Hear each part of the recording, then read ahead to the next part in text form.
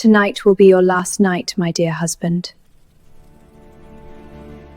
The Luna's hand trembled as she sprinkled wolfsbane into the Alpha's venison, her wedding ring catching moonlight through the kitchen window. 3 drops.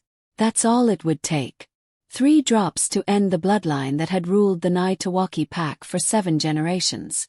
Her son, 4-year-old Rengi, sat in the great hall beyond, oblivious to his mother's treason, playing with wooden wolves his father had carved. The royal decree hung above the fireplace, its words burned into her mind. The heir must bear pure alpha blood, untainted by weakness, or face exile under pack law. But Rengi was dying. The forbidden bloodline curse, inherited through her grandmother's Omega heritage, was consuming him from within. And the only person who knew the antidote was Marama, the lowly Omega kitchen servant everyone pretended didn't exist.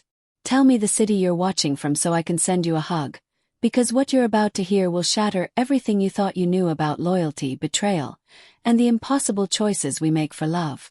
The poison had been Kyora's plan for 3 months. 3 months since the pack healer, old Wiremu, had whispered the truth she'd been running from. Rengi had 6 weeks to live unless he received an Omega's blood transfusion, something strictly forbidden by pack law.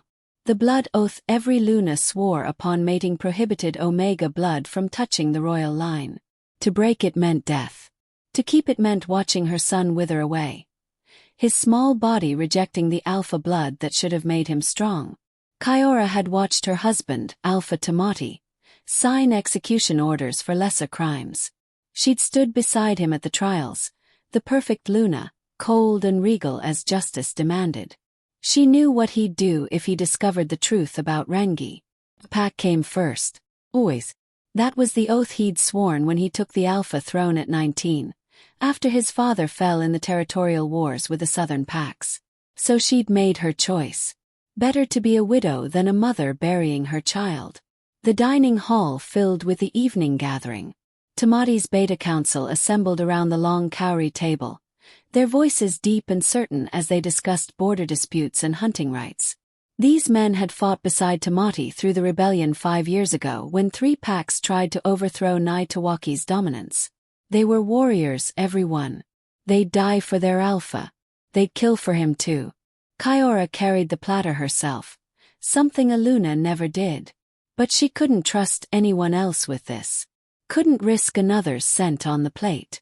As she set the venison before Tamati, her husband looked up, surprise flickering across his scarred face. You serve me yourself. His voice carried that rough warmth that had made her fall in love with him 8 years ago, before duty calcified around their marriage like ice. A wife honors her husband, she replied, the traditional response, though the words tasted like ash. Tamati smiled, that rare, genuine smile he saved for moments when pack politics fell away. He reached for her hand, squeezed it. You honor me every day, Kyora. You and our son. The words were a knife between her ribs. She pulled away, retreated to the shadows where Lunas belonged during council business. From there she watched, waited, counted his breaths. The wolfsbane worked slowly.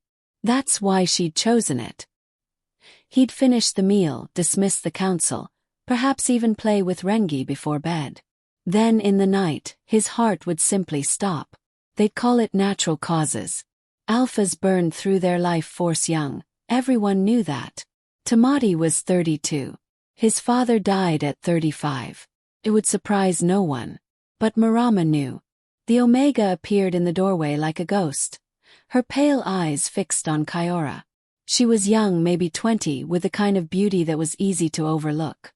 Omegas cultivated that invisibility. It kept them safe in a world that saw them as little more than servants, too weak to fight, too gentle to lead. Marama had worked in the Alpha's household for 2 years, and Kyora could count on one hand the number of times Tamati had actually looked at her. But Marama saw everything. That was the curse and gift of Omegas. They watched the world from the margins and understood its secret machinery. Their eyes met across the hall. Marama's widened. She'd smelled it. That supernatural Omega sense catching the wrongness in the meat. The death creeping through the Alpha's veins with each swallow.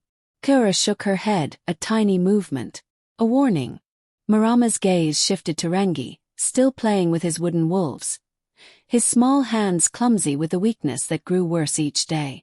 The boy had his father's dark hair but his mother's gentler features. And his great-grandmother's cursed blood. Something shifted in Marama's expression. Recognition. Understanding. She knew about Rengi. Course she did. Omegas always knew the pack's secrets. Tamati stood, raising his cup. Brothers, we've secured the northern territory. Tomorrow we hunt to celebrate. Our pack grows stronger with each moon. He looked to Rengi, beckoned him over. Come, little warrior. Show the council how your fighting stance has improved. The boy scrambled up, eager to please his father, but his legs buckled. He caught himself on the table edge, breathing hard. The council pretended not to notice.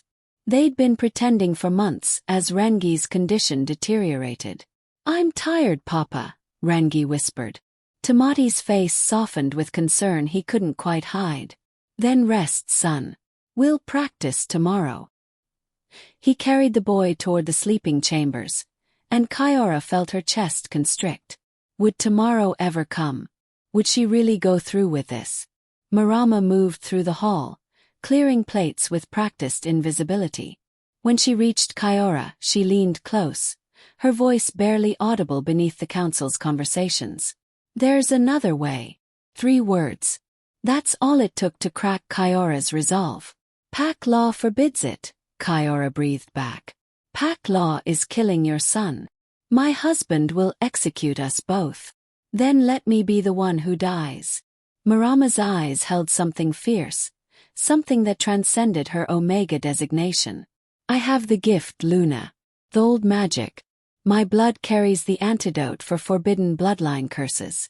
I've known since the day Rengi first fell ill in the courtyard and I caught him. Our blood mixed on my palm where I'd cut myself on a kitchen blade. His breathing eased. The color returned to his face. Kiora stared at her. You've known for 3 months and said nothing. Would you have believed a lowly Omega? Would your husband? Marama's voice carried centuries of invisible servitude. But I've been preparing. Growing the herbs needed to make the transfusion safe. Learning the old rituals my grandmother taught me. The ones from before Pack law forbade Omega magic. If Tamati discovers this. He's already dying, Luna. You've made that choice. The truth hung between them, sharp and unavoidable. Kiora had crossed the line from which there was no return. But Marama was offering a different kind of treason, one that might save both father and son. Why? Kiora demanded. Why risk everything for us? Marama's smile was sad. Because someone should. Because Rengi deserves to grow up. Because maybe, just once, an Omega's life should matter as much as an Alpha's. The council meeting broke apart. Warriors dispersed to their homes. Tamati remained in Rengi's chamber, singing the old hunting songs to help his son sleep. Kiora stood at the crossroads of her conspiracy, poison spreading through her husband's blood, an Omega offering impossible salvation. She thought of the blood oath she'd sworn 8 years ago. She thought of Pack law, unyielding and absolute. She thought of the forbidden bloodline curse that was murdering her son slowly, visibly, cruelly. And she made her second treasonous choice of the night. Tell me what you need. Marama didn't hesitate. Stop the Alpha from sleeping. The wolfsbane will kill him in his sleep when his heart rate drops. We need him conscious until I can prepare the counteragent. You can cure wolfsbane poisoning. I'm an Omega, Luna. We've spent centuries learning how to survive what Alphas and Lunas throw at us. Poison is just another weapon we learned to disarm. Kiora's mind raced. He'll know something's wrong. He'll call for Wiremu. Then we tell him the truth. Part of it, anyway. Marama's voice steadied with purpose. We tell him Rengi needs an emergency transfusion tonight. That the curse has accelerated. We tell him I'm the only match. He'll refuse. He'll let Rengi die before breaking Pack law. Will he? Marama's question hung in the air, challenging everything Kiora believed about her husband. You're willing to kill him to save your son. Maybe you should trust him to make his own impossible choice. The words struck like a physical blow. Kiora had been so certain of Tomate's response, so sure he'd choose duty over love, that she'd never considered testing him. She'd condemned him without trial. But the poison was already working. She could see it in the subtle gray tinge to his lips when he'd kissed Rengi goodnight, the slight tremor in his hands as he'd gripped his cup. They had hours at most. Kiora found her husband in their chambers, removing his ceremonial leathers, the weight of leadership temporarily set aside. He looked tired. He always looked tired these days. The pack consumed him, and she'd been prepared to let it consume her too. "Tomate," she said, and something in her voice made him turn sharply. "We need to talk about Rengi." His expression shifted instantly to concern. Has he worsened? Every day he worsens. Every day, the forbidden bloodline curse takes more of him. She drew a breath. "I know what's killing him. And I know how to save him," she told him. Not about the poison, not yet, but about the curse's true nature. About the Omega blood that ran through her grandmother's line. Hidden for generations through careful breeding and desperate secrets. About how that blood had marked Rengi, made him incompatible with pure alpha genetics. About how he was literally being destroyed by the very heritage that should have made him strong. Tomate listened without interrupting. His face carved from stone. When she finished, silence filled the chamber like deep water. "How long have you known?" His voice was carefully controlled. 3 months. Since Wiremu identified the curse. 3 months. He turned away from her, stared out at the night beyond their window. 3 months you've carried this alone. What choice did I have? You're the alpha. Pack law is absolute. The heir must bear pure alpha blood, untainted by weakness. He finished the decree, the words bitter. "Yes, I know the law. I wrote it myself when I took the throne, determined to make our pack strong enough that no one would ever challenge us again. Determined to prevent the dilution that destroyed the southern packs." His hands gripped the window frame. "I never imagined my own son would be caught by it. Tomate. Wiremu told me 2 weeks ago." The confession dropped like a stone. "He came to me in private, laid out everything. Curse. The treatment. The impossibility of it all." Kura felt the ground shift beneath her. "You knew." "I've been researching every option, consulting with healers from allied packs, reading forbidden texts from before pack law was codified. Trying to find a way to save Rengi without destroying everything our ancestors built." He finally looked at her, and the pain in his eyes was raw. "I found nothing. Every path led to the same choice. Let our son die, or break the blood oath and watch the pack tear itself apart when they discover we've violated the founding law. Marama has the antidote." "I know. Wiremu told me." Tomate's voice cracked. "The lowly Omega who serves in our kitchen carries the one blood type that can save Rengi. Do you understand what the council would do if they knew? They'd call it sorcery. They'd execute her and exile our family. Pack law exists for a reason, Kira. The old ways, the blending of bloodlines, it created instability. Weakness. It nearly destroyed all the packs. So you'd let Rengi die to preserve tradition. I'd let the world burn to save our son." The alpha's roar filled the chamber, primal and anguished. "But I'm not just a father. I'm the alpha. 600 wolves depend on my leadership. 3 allied packs trust our strength. If I break pack law for personal reasons, what message does that send? That rules only apply when they're convenient. That power means exemption from justice." Kira stepped closer, her own voice shaking. "It means that we're not monsters. It means that love matters more than tradition. It means weakness." The word came from the doorway. They both spun. Beta Hemi stood there, 3 senior council members behind him. Their expressions were carved from granite, and Kyora's heart turned to ice.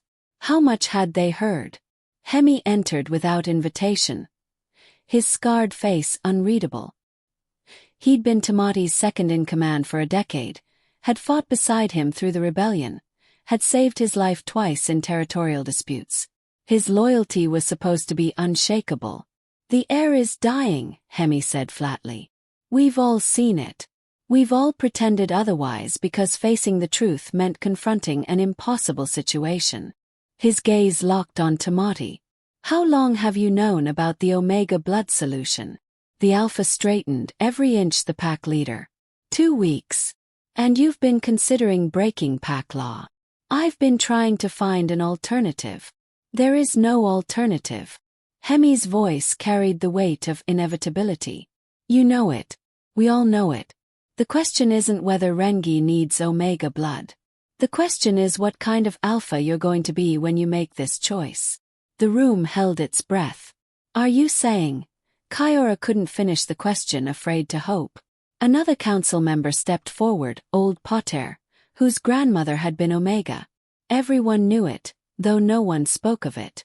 Bloodline dilution from 3 generations back was considered acceptable, barely. "My grandmother saved 17 lives during the winter sickness 40 years ago using Omega healing magic." The pack elders ordered her silence, took credit for the cures themselves. "But I remember. I was 7 years old, and I remember her grinding herbs at midnight, bleeding into tonics, crying because pack law said her gifts were worthless." "The law exists for a reason," the third council member, Rawiri, protested. But his voice lacked conviction. "The law exists because we were afraid," Hemi countered. "Afraid that acknowledging Omega strength meant admitting our own weakness. Afraid that sharing power meant losing control. But I've watched you lead this pack for 13 years, Tamati. I've seen you make hard choices, bloody choices, necessary choices. And I've never seen you choose cruelty over justice." Tamati's voice was hoarse. "If I break pack law, then we break it together." Hemi pulled something from his jacket. The blood oath scroll, the founding document of pack law. He held it over the chamber's fire. "This law has protected us. It's also slowly killing us, cutting us off from gifts that could make us stronger. Maybe it's time for a new law. One that recognizes strength comes in forms we've been too blind to see." "You'd burn our history," Rawiri demanded. "I'd evolve it." Hemi's hand remained steady over the flames. "Or we can watch the heir die and pretend we had no choice. That's certainly safer. Easier. More traditional." The sarcasm cut through decades of rigid thinking.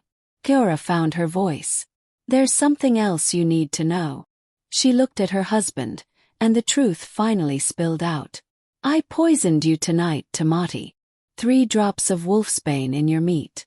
I couldn't watch Rengi die, and I believed you'd never break pack law, so I made the choice for you. I condemned you to save our son." The confession detonated like lightning. The council members reached for weapons. Tamati went perfectly still. His eyes locked on his wife. "You tried to murder the Alpha." Rawiri's voice shook with rage. But Tamati raised a hand, stopping the violence before it started. When he spoke, his words were measured, terrifyingly calm. "When?" "An hour ago. The venison. Marama detected it, offered to help save you both. She has the counteragent. And the antidote for Rengi. The same blood that will cure you can save him. She's prepared everything." Tamati looked at Hemi. "If you burn that scroll, there's no going back. The allied packs will hear of this. Some will call it progress. Others will call it treason. We may face challenges to our leadership. Let them come." Hemi's voice rang with certainty. "We'll face them as we always have. Together. Strong. But not alone anymore. Not cutting off pieces of ourselves to fit someone else's definition of power." The beta dropped the scroll into the fire. Centuries of pack law curled and blackened, ancient words disappearing into smoke and ash. The other council members watched, and neither stopped him. Tamati swayed suddenly, catching himself on the wall. The poison was accelerating. "Get Marama," he commanded. "Now." Ura ran. She found the Omega in the healing chamber, surrounded by prepared herbs, vials of concentrated blood, and ritual implements that hadn't been used in generations. Marama looked up, unsurprised. He agreed. The council is forcing evolution. And I poisoned my husband. Kaora's voice broke. I nearly murdered him because I was so certain he'd choose duty over love. You underestimated him. Marama gathered her supplies with practiced efficiency. Most people underestimate the ones they love. We see them through the lens of fear rather than faith. They rushed back to the Alpha's chambers. Tamati had collapsed into a chair. His breathing labored, gray spreading from his lips across his jaw. Rengi had woken, drawn by some primal sense of distress, and stood in the doorway in his sleeping clothes, small and terrified. Papa! Come here, little warrior. Tamati's voice was weak but steady. You're going to see something tonight that will seem strange. Frightening maybe. But it's going to save your life. Marama knelt before the Alpha with surprising confidence. No longer the invisible servant but something ancient and powerful. I need your consent, Alpha. Not your command. Your consent. This breaks every pack law you've sworn to uphold. Those laws are ash now. Tamati gestured to the dying fire where the scroll had burned. What do you need? Your blood. Your son's blood. Mixed under the old moon rituals with the counteragents for both your poison and his curse. She met his eyes. You'll carry trace amounts of Omega magic in your veins forever after this. It will mark you. Some wolves will be able to sense it. Then I'll wear that mark with honor. He extended his wrist. Save my son. Save me. And then, if you're willing, I want you to teach others. The council needs to understand what we've been missing. Marama cut his wrist with a silver blade, caught the blood in a ceremonial bowl. She repeated the process with Rengi, the boy brave and still, watching everything with wide eyes. Then she cut her own wrist, let her Omega blood flow into the mixture. The liquid glowed. Actually glowed soft blue light that filled the chamber like captured moonlight. The old magic recognizes the bond, Marama whispered. She added herbs, speaking words in a language older than pack law, older than the territorial divisions, older than the fear that had separated Alpha from Omega. Her voice rose and fell in rhythms that felt like heartbeats, like running through forests, like the howl that connects all wolves across all distances. The mixture began to steam. Drink, she commanded, offering the bowl first to Rengi. The boy looked at his father. Tamati nodded. Rengi drank. The change was immediate. Color flooded back into his face. His breathing deepened. The terrible fragility that had marked him for months fell away like shed skin. He straightened, and for the first time in forever, he looked strong. Papa, I feel. Rengi's voice filled with wonder. I feel like I could run forever. Then you'll run beside me tomorrow on the hunt. Tamati took the bowl from Marama with trembling hands, drank deeply. The wolfsbane's gray retreated from his face. His breathing steadied. The tremors ceased. He lived. They both lived. Kaora collapsed to her knees, sobs tearing through her chest. Relief, guilt, terror, love. Every emotion she'd been suppressing for months burst through at once. Tamati pulled her close, holding her with the strength that had been fading moments before. You tried to kill me to save our son, he murmured against her hair. I suppose I should be angry. I'm so sorry. Don't be. You loved him more than you feared me. That's as it should be. He kissed her forehead. But never again, Kaora. No more secrets. No more impossible choices made alone. We're bonded. That means we face everything together, even when together means breaking the world we knew. Marama cleaned her ritual tools with quiet efficiency, preparing to fade back into invisibility. But Hemi stopped her. No more hiding, the Beta said firmly. The Alpha has requested you teach the Council. That makes you a pack advisor. You'll need chambers befitting your position. Marama looked stunned. I'm an Omega. You're a healer who saved the Alpha and his heir. You're a keeper of magic we've been too arrogant to value. You're someone this pack desperately needs. Hemi's scarred face softened into something almost gentle. If you're willing. Marama glanced at Rengi, who was testing his newfound strength by jumping up and down, marveling at how his body finally worked properly. I'm willing. But the peace lasted only until dawn. The allied pack leaders arrived for the scheduled hunt, 3 alphas with their betas and advisors. They entered the Great Hall to find the Blood Oath scroll reduced to ashes, an Omega seated at the council table, and whispers of broken pack law spreading like wildfire through the household staff. Alpha Wiremu of the Southern Pack was the first to speak. His voice cold with accusation. What have you done, Tamati? Evolution, the Alpha replied calmly. Or revolution, depending on your perspective. You've broken the founding law. The one that keeps all our packs strong and pure. Alpha Kopu from the Eastern Pack moved his hand to his blade. This is grounds for challenge. Then challenge me. Tamati stood, and despite the poison he'd survived, despite the magic now flowing in his veins, he looked every inch the warrior king. But know that I acted to save my son's life. That I had the support of my council. That the old ways were killing us slowly, cutting us off from strengths we couldn't acknowledge. By elevating an Omega to your council, Alpha Tane of the Coastal Pack laughed bitterly. Next you'll tell us to integrate rogues and exiles. Where does it stop? It stops when we remember that pack strength comes from unity, not exclusion. Hemi stepped forward. I burned the Blood Oath scroll myself. I witnessed the magic that saved our heir. I'm prepared to defend this decision with my life. As am I. Putter joined him. One by one, Tamati's council members stood in solidarity. Even Rawairi, who'd protested the loudest, eventually rose. The allied alphas watched this united front with calculating expressions. They hadn't come prepared for war, but tension crackled through the hall like electricity before a storm. You're asking us to overturn centuries of tradition, Alpha Wiremu said finally. To accept that Omegas have value beyond servitude. To admit we may have been wrong about bloodline purity. I'm asking you to witness results. Tamati gestured for Rengi to come forward. The boy walked with easy confidence.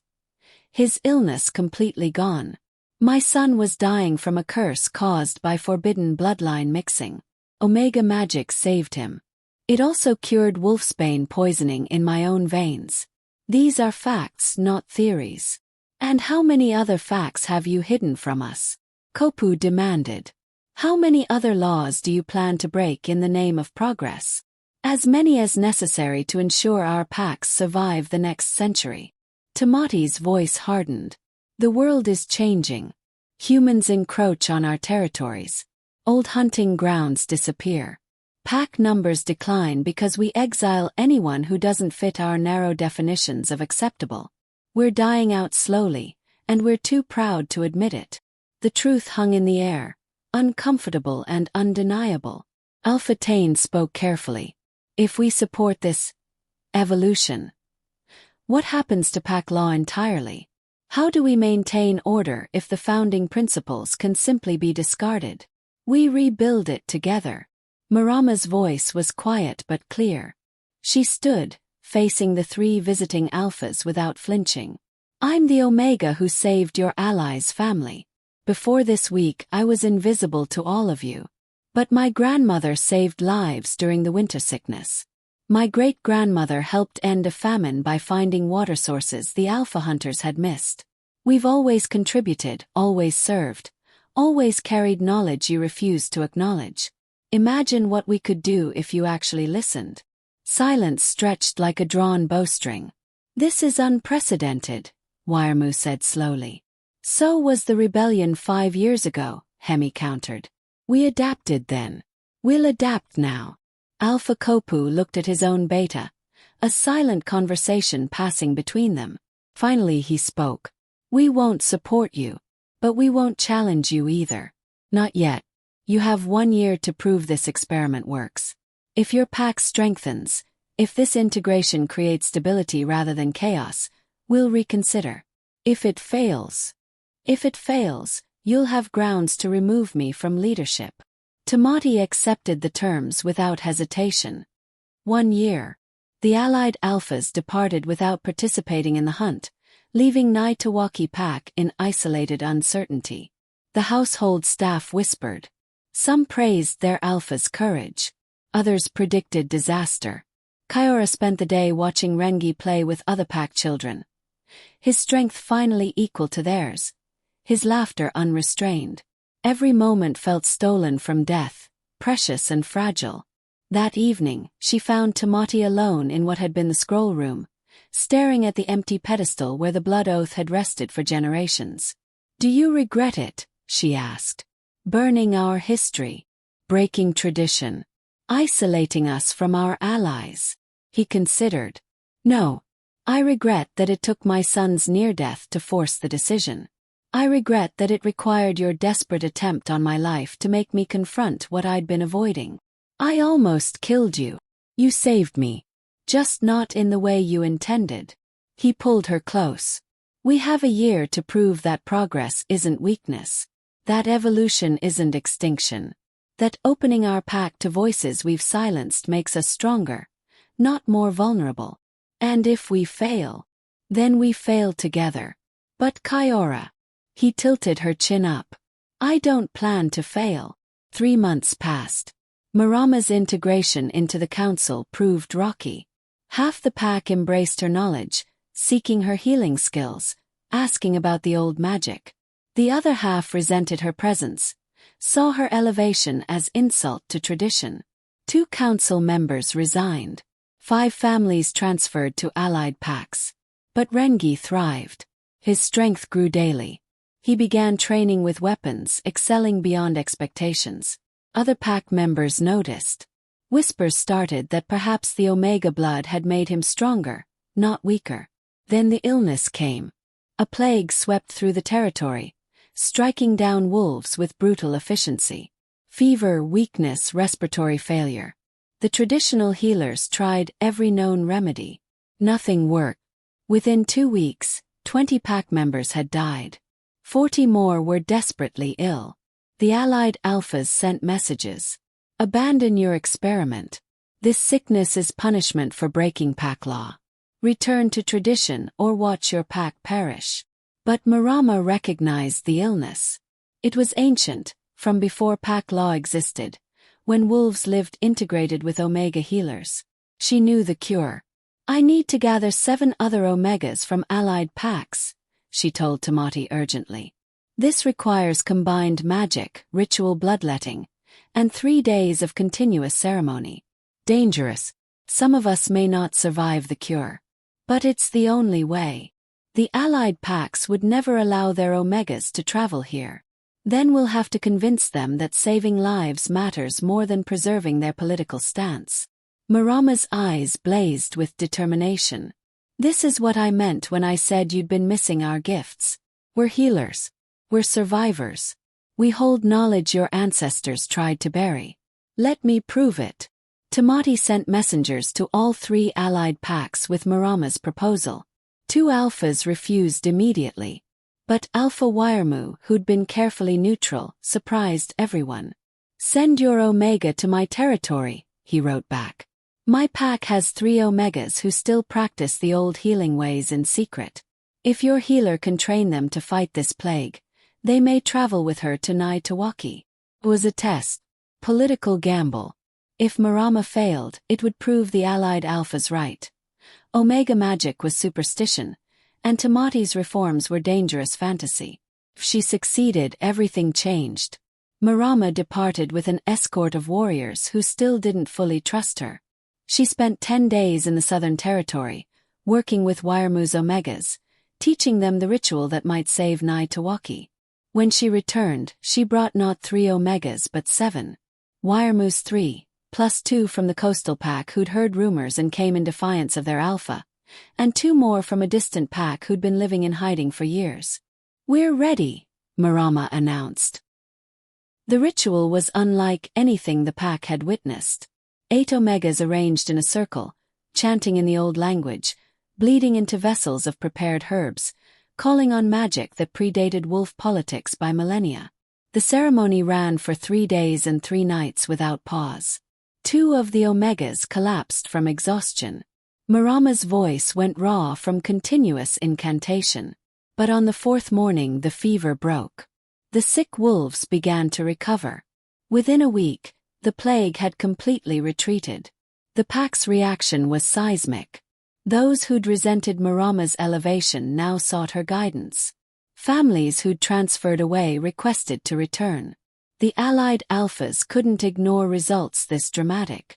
Alpha Wiremu arrived personally, without his warriors, in a gesture of peaceful negotiation. "You were right," he told Tamati bluntly. "We've been cutting ourselves off from strength we desperately need. The plague hit my territory 2 days after your Omegas left. It's spreading. I need their help. I need to integrate my own Omegas into positions where they can actually use their skills. Are you prepared for the resistance?" Tamati asked. "Are you?"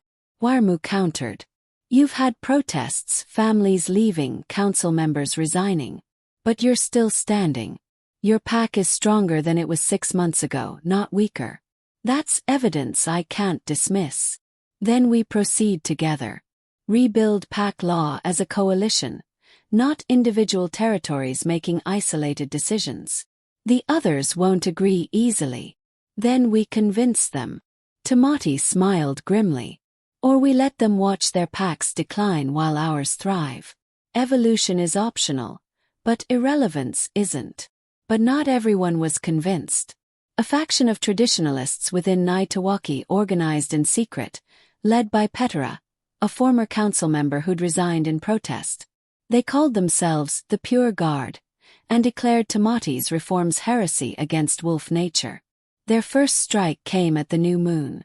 They attacked Marama's healing chamber, destroying months of prepared medicines and ritual tools.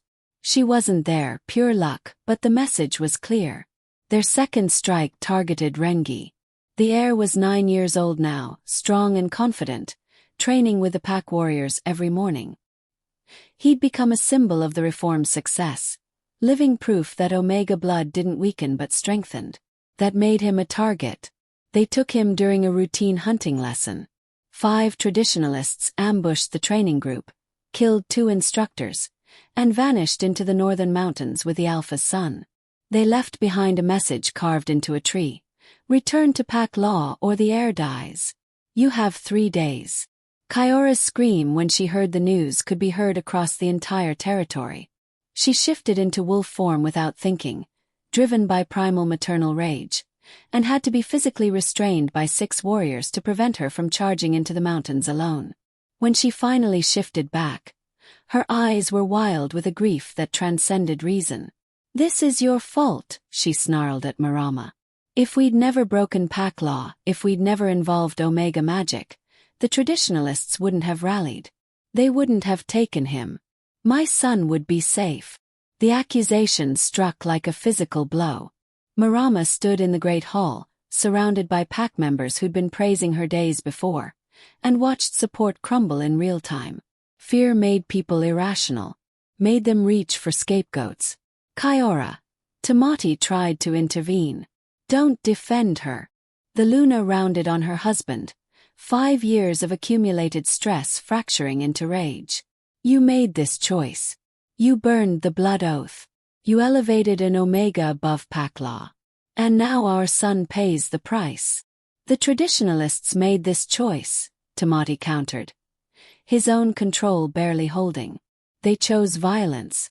They chose to murder our people and kidnap a child. That's not Marama's fault. That's not your fault. That's on them." "Is it?" Kaiora's voice dropped to something dangerous. "Or is it on the Alpha who decided centuries of tradition were disposable? Who convinced himself that progress justified any cost, even when that cost is our son's life?" The great hall went silent. Council members shifted uncomfortably. This was a private argument being conducted in public space, and everyone knew they were witnessing a marriage fracture under unbearable pressure. Hemi stepped forward carefully. We don't have time for blame. We have 3 days to find Rengi and neutralize the Pure Guard before they execute him. I'm assembling a tracking team. No. Petera's voice came from the entrance. The former council member stood there flanked by a dozen wolves, none showing weapons but all radiating threat. The Pure Guard has made their terms clear. Reverse the reforms. Exile the Omega. Restore pack law. These are reasonable demands. They're holding a 9-year-old child hostage, Tamati said flatly. Nothing about that is reasonable. The child is contaminated with Omega magic.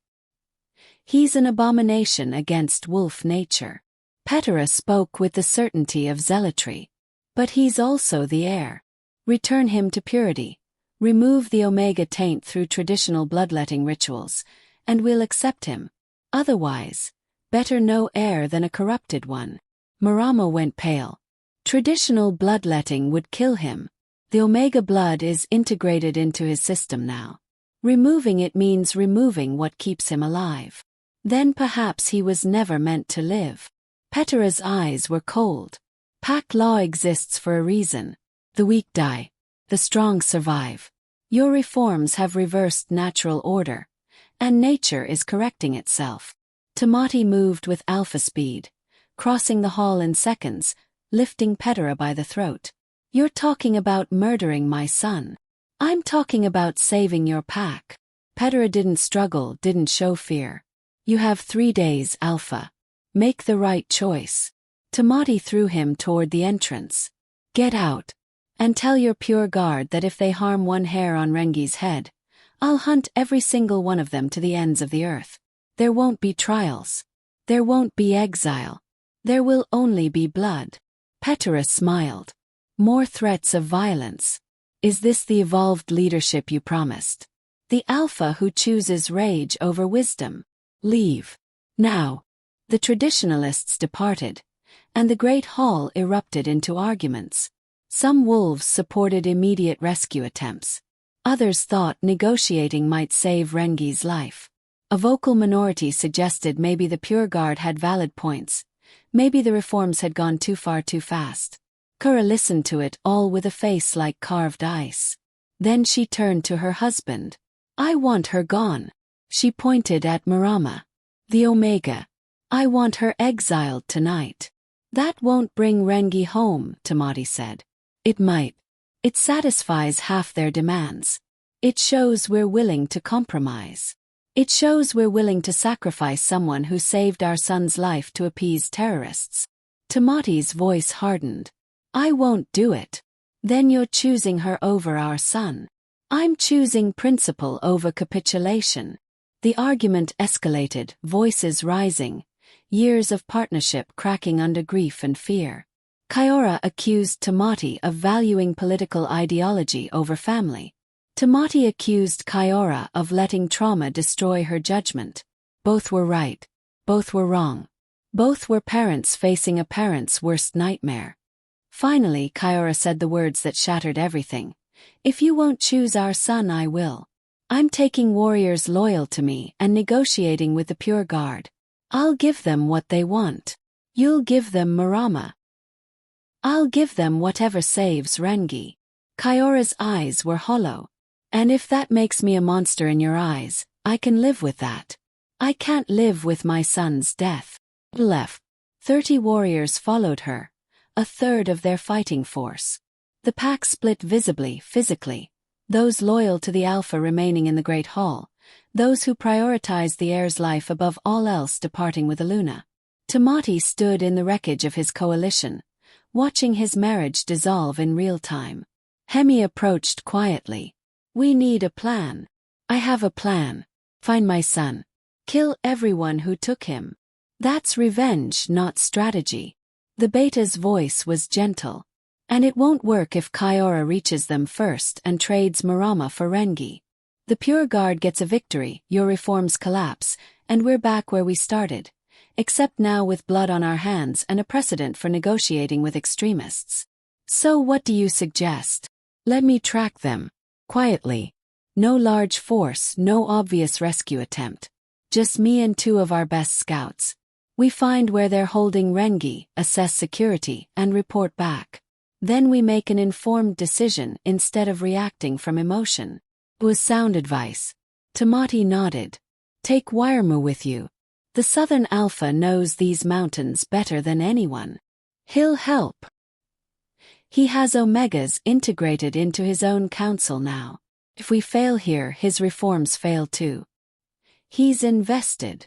Hemi departed within the hour, taking 2 scouts and Alpha Wiremu, who'd arrived with reinforcements the moment word spread of Rengi's kidnapping. The 4 wolves vanished into the northern mountains, following trails invisible to untrained eyes. In the great hall, Marama approached Tamati with quiet resolve. I should leave voluntarily.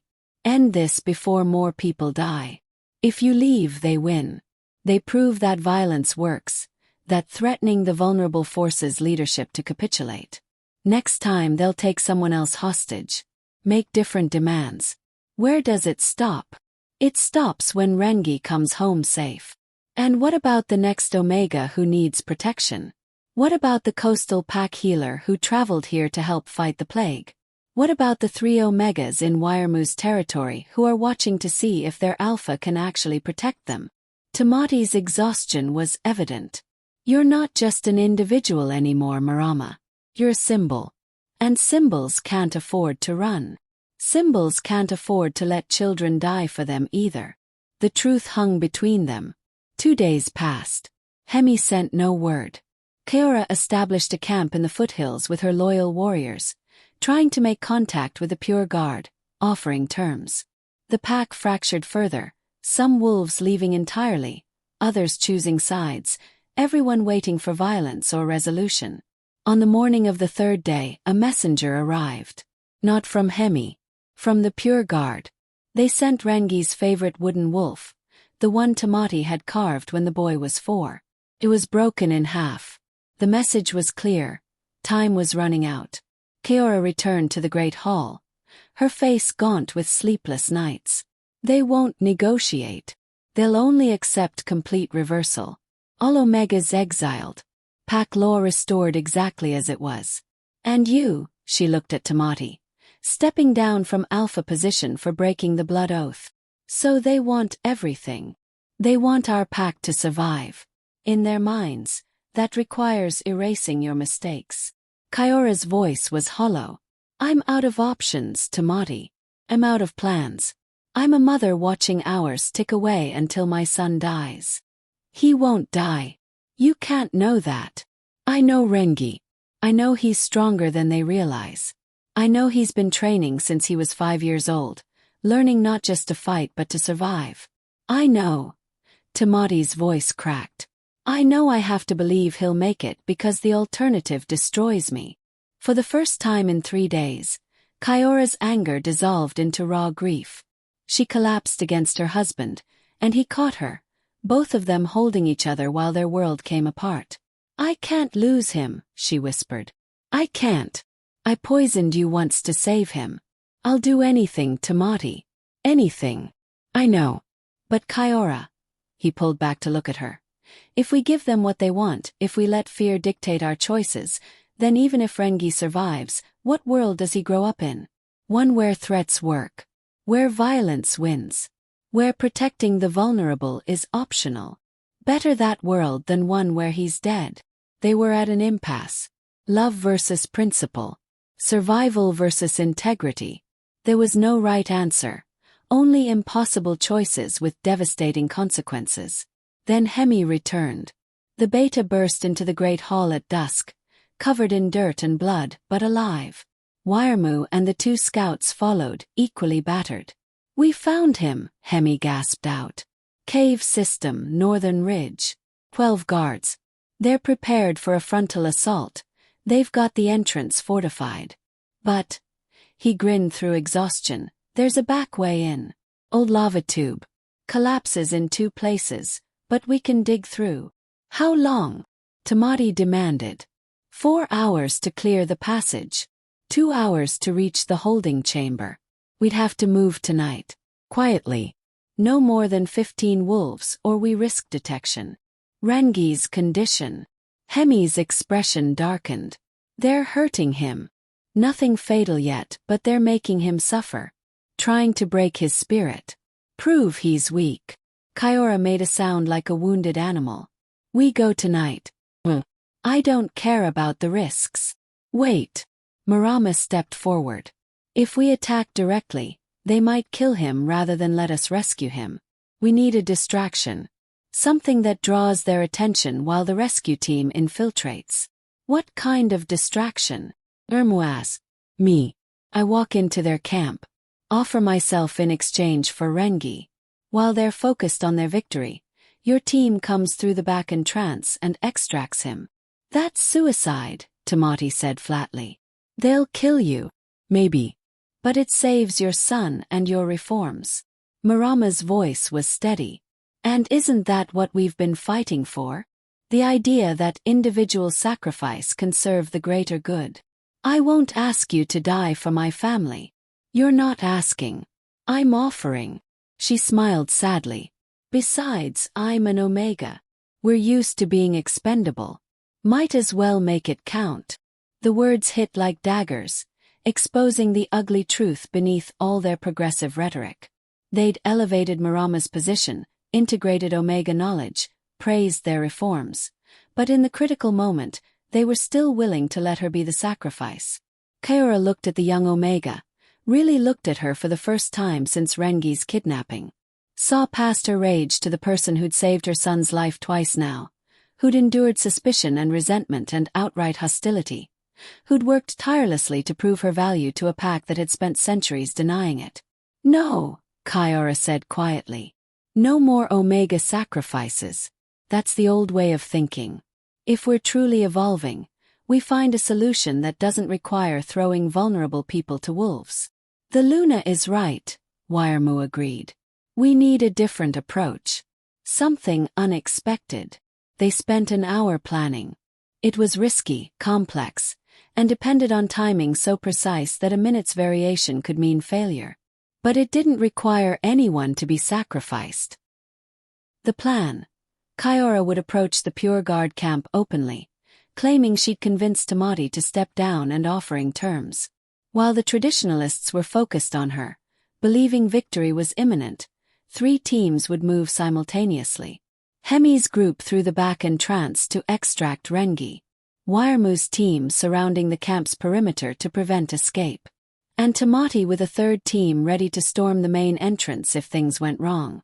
Marama would stay behind with a medical unit, prepared to treat whatever injuries they brought back. They moved at midnight. Kyora walked up to the Pure Guard camp with white flag raised. Petera emerging from the caves with 6 armed warriors. You've seen reason, he said smugly. I've seen that my son matters more than pride. Kyora's voice was cold. Tamati has agreed to step down. The Omegas will be exiled. Pack law will be restored. But first I see my son. I confirm he's alive and unharmed. Then we proceed with terms. Petera hesitated, suspicious. But the terms were too good to refuse, and arrogance made him careless. He's alive. Weaker than he should be. Proof of his contamination, but alive. You may see him. He led Kyora toward the cave entrance. Behind her, in the darkness, Hemi's team was already digging through the collapsed lava tube, moving with desperate speed. Wiremu's wolves closed their perimeter silently. Tamati waited with coiled tension, every instinct screaming to charge in but discipline holding him back. Inside the caves, Kyora saw her son for the first time in 3 days. Rengi was chained to the wall, bruised and bloody but defiant. When he saw his mother, relief flooded his young face. Don't do it, Mama, he called out. Don't give them what they want. Appa was right. We have to be strong. A guard hit him. Rengi's head snapped back, blood spattering from his nose, but he didn't cry. Didn't break. Kyora's control shattered. She shifted mid-step, launching herself at the guard with Luna fury. Her claws tore through his throat before anyone could react. She landed between her son and his captors, snarling a warning that was pure protective rage. The Pure Guard responded instantly. 6 wolves shifted, surrounding her. Outside, Petera shouted orders, realizing the negotiation had been a trap. That's when Hemi burst through the back wall. The beta came through the collapsed lava tube like vengeance incarnate, 3 warriors behind him, catching the pure guard from their blind side. The cave system erupted into chaos. Wolves fought in close quarters, the confined space making pack tactics impossible, reducing combat to individual savagery. Hemi reached Rengi, snapped his chains with alpha strength, tossed the boy toward the escape tunnel. Run! But Rengi didn't run. 9 years old, bloodied and exhausted. He shifted into wolf form, something he'd been too young and too sick to do before Marama's cure, and threw himself into the fight beside his mother. The boy was small, untrained in actual combat, but he fought with the desperation of someone defending family. He distracted a guard about to kill one of Hemi's warriors. Drew attention away from his mother when 3 wolves tried to overwhelm her. His presence changed the battle's emotional calculus. These weren't just enemies anymore, they were pack members fighting each other, and the sight of their heir in danger made some pure guard fighters hesitate. That hesitation was fatal. Tamati's team stormed the main entrance when they heard combat begin. The Alpha tore through the cave system with single-minded purpose, killing anyone who stood between him and his family. He found Petera trying to escape through a side tunnel and caught him by the scruff, slammed him into rock wall with bone-cracking force. "You took my son," Tamati snarled. "You hurt him. You fractured my pack. Give me one reason I shouldn't tear out your throat right now. Because killing me makes you no different than the monster you claim not to be." Petera coughed blood. "Go ahead, Alpha. Prove that your reforms are just violence dressed in prettier words." The accusation froze Tamati mid-strike. 'Cause Petera was right. If he killed a defenseless opponent out of rage, if he let vengeance dictate justice, then everything he'd claimed about evolved leadership was hypocrisy. He dropped Petera. "You'll stand trial. Before the full pack council, including the Omegas you wanted exiled. They'll decide your fate. That's what justice looks like in the pack I'm building. Everyone gets a voice, even those who tried to destroy it. That's weakness. No, that's civilization." The fighting ended. 5 Pure Guard members dead, 7 captured, the rest fled into the mountains. 2 of Hemi's team were seriously wounded. Kyora had a deep gash across her ribs. Rengi was battered but standing, still in wolf form, guarding his mother with trembling determination. They emerged from the caves as dawn broke. Wairemu's perimeter team had captured the fleeing traditionalists, and the full scope of the Pure Guard's conspiracy came clear. 23 wolves total, including 3 from allied packs who'd traveled specifically to join the resistance. Marama was waiting at the cave entrance with her medical team. She went straight to Rengi, who shifted back to human form and immediately collapsed from exhaustion. The Omega caught him gently, checking his injuries with practiced hands. "You're incredibly brave," she told him softly. "And incredibly foolish. You should have run when your beta told you to." "Couldn't leave Mama," Rengi mumbled. "Couldn't leave the warriors. That's not what heirs do." "No," Marama agreed, tears in her eyes. "I suppose it's not." She treated his wounds, stopped his bleeding, mixed a tonic that would help with the pain. Around them, the medical team worked on others, Pure Guard and rescuers alike, because that was the principle they'd been fighting for. Everyone mattered, even enemies, even those who tried to destroy them. Kyora watched Marama work, saw the gentle competence, the obvious care, the way she prioritized Rengi's comfort even while treating more serious injuries in others. This was the person Kyora had blamed, threatened, been prepared to exile to save her son. The guilt was crushing. "I'm sorry," the Luna said quietly. "I said terrible things. I blamed you for violence you didn't cause. I let fear make me cruel." Marama didn't look up from bandaging Rengi's arm. "You were a mother facing impossible choices. I don't hold it against you. You should." "I would. Then it's fortunate I'm not you." Now Marama did meet her eyes. "You're strong, Luna. Strong enough to lead beside your alpha, strong enough to fight for your son, strong enough to admit when you were wrong. That's the kind of strength that actually matters. The journey home took 6 hours, slowed by wounded wolves and exhausted fighters.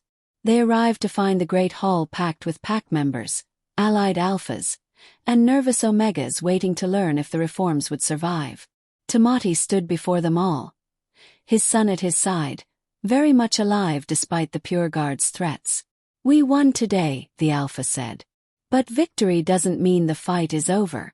The Pure Guard represented legitimate fears about change, about losing traditions that have defined us for centuries. They went about expressing those fears in the worst possible way, through violence and terrorism, but the underlying anxiety is real. He paused, letting the words sink in. "So here's what happens next. We hold public trials for those who participated in my son's kidnapping. Everyone testifies. Victims, perpetrators, witnesses. Everything happens in open court where the entire pack can see justice being done. And the council that judges them includes Omegas, because if we truly believe in integration, they get a voice in our hardest decisions, not just our convenient ones." Murmurs rippled through the crowd, some supportive, some skeptical, all listening. "Second, we formalize the reforms into new pack law. Not in secret, not through alpha decree, but through democratic process. Every pack member over the age of 12 gets a vote. If the majority supports reverting to traditional law, then we revert. If they support continuing evolution, we continue. Either way, it's their choice, not mine. And if they choose to exile the Omegas," someone called from the crowd. Tamati looked at Marama, at Wiremu's 3 Omega healers, at the 2 from the coastal pack. "Then those Omegas will have safe passage to any territory willing to accept them, with full resources and my personal protection. I won't force integration on a pack that doesn't want it. But I also won't abandon people who've proven their value just because others are afraid." "What about the allied packs?" Alpha Kopu demanded, stepping forward. "You've put us all in difficult positions. We have traditionalists in our territories watching to see if your experiment collapses. If it does, they'll rise up in our lands too.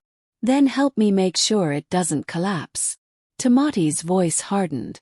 "Or stop pretending you support reform while waiting for me to fail so you can claim innocence. Choose, Kopu. Are you building the future or protecting the past?"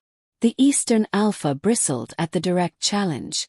But before he could respond, Alpha Tane spoke up. "The coastal pack votes yes. Full integration. Omega Council members, democratic process, all of it." He glanced at his 2 Omegas, who defied his orders to help fight the plague. "I've watched them save lives I couldn't save. Watched them exhibit courage I didn't think Omegas possessed because I was too arrogant to look. If Naitawaki is moving forward, we move with them. As does the Southern Pack," Wiremu added. "Though I'd like representation in the new law drafting. This affects all our territories. We should build it together." 3 alphas aligned. That left only Kopu isolated in his resistance. The Eastern Alpha looked at his beta, at the pack members who'd traveled with him, at the political reality forming around him. Finally he nodded stiffly.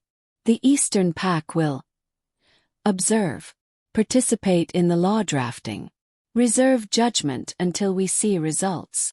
It wasn't full support, but it wasn't opposition. It was enough. The trials lasted 3 weeks. Every Pure Guard member testified. Every grievance was heard. The pack watched as Omegas sat in judgment of wolves who tried to kill them, watched as mercy and justice tried to find balance. In the end, Petera and 4 others received exile, permanent banishment from all allied territories. The rest received lesser sentences. Labor service, restitution, mandatory integration training where they'd work alongside Omegas for a year and learn firsthand what they'd been fighting against. It wasn't perfect justice. Some thought the sentences too harsh. Others thought them too lenient. But it was justice all of them could see happening, could participate in, could believe was fairly administered. The democratic vote came next. Every pack member cast their decision in private, marking stones placed in ceremonial vessels. White stone for continuing reforms. Black stone for reverting to tradition. Kiora and Tamati stood together as the stones were counted, hands clasped, barely breathing. When the final count was announced, the reforms passed by a margin of 63%. Not a landslide but a clear majority. The pack had chosen evolution. New pack law was drafted over the following months, with representatives from all 4 allied territories and multiple Omegas contributing. It preserved traditional hierarchy while recognizing multiple forms of strength. It maintained alpha authority while requiring council consensus for major decisions. It honored wolf heritage while acknowledging that heritage included gifts they'd spent centuries denying. Rengi grew into his role as heir, training not just in combat but in diplomacy, not just in commanding but in listening. He spent time with Marama learning healing arts, with Hemi learning tactical thinking, with his mother learning the complicated balance of strength and compassion. On the anniversary of his kidnapping, now 10 years old, he addressed the pack. "A year ago, wolves who feared change tried to kill me because they thought I represented weakness," he said, his young voice steady. "They thought Omega blood made me contaminated. But that blood saved my life. That blood made me stronger. That blood connects me to pack members we used to pretend didn't exist." He looked at Marama. "I'm the heir to Nai Tawaki. And I'm also living proof that strength comes in forms we're still learning to recognize. When I lead this pack someday, I'll remember that. I'll remember what it cost to choose evolution over tradition. I'll remember the wolves who died fighting for it. And I'll remember that progress isn't easy, but it's necessary."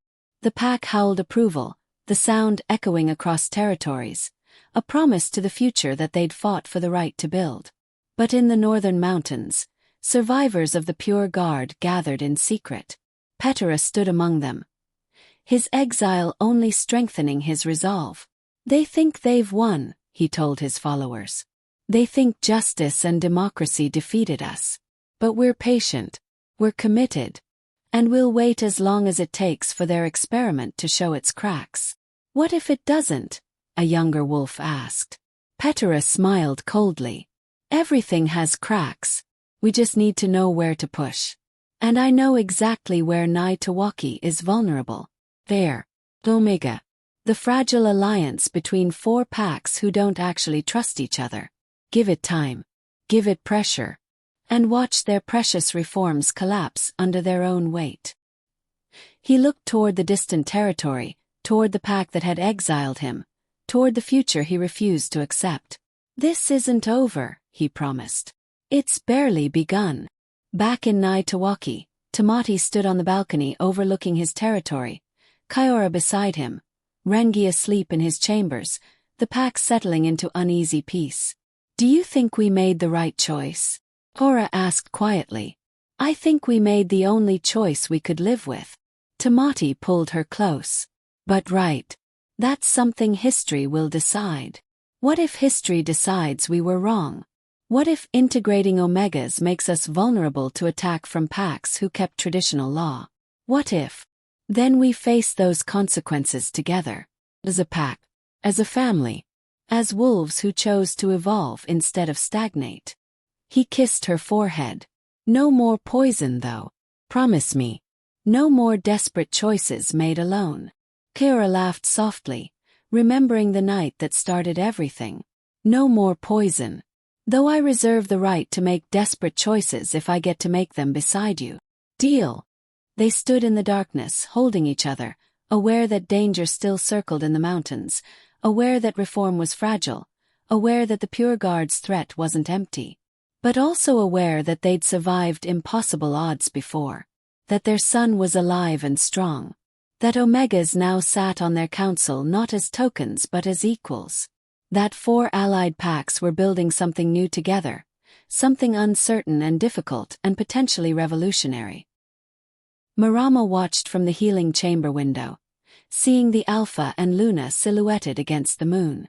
She thought about her grandmother, who'd hidden her gifts her entire life. About her great-grandmother, who'd saved lives in secret and died without recognition. About all the Omega healers throughout history who'd been invisible, expendable, forgotten.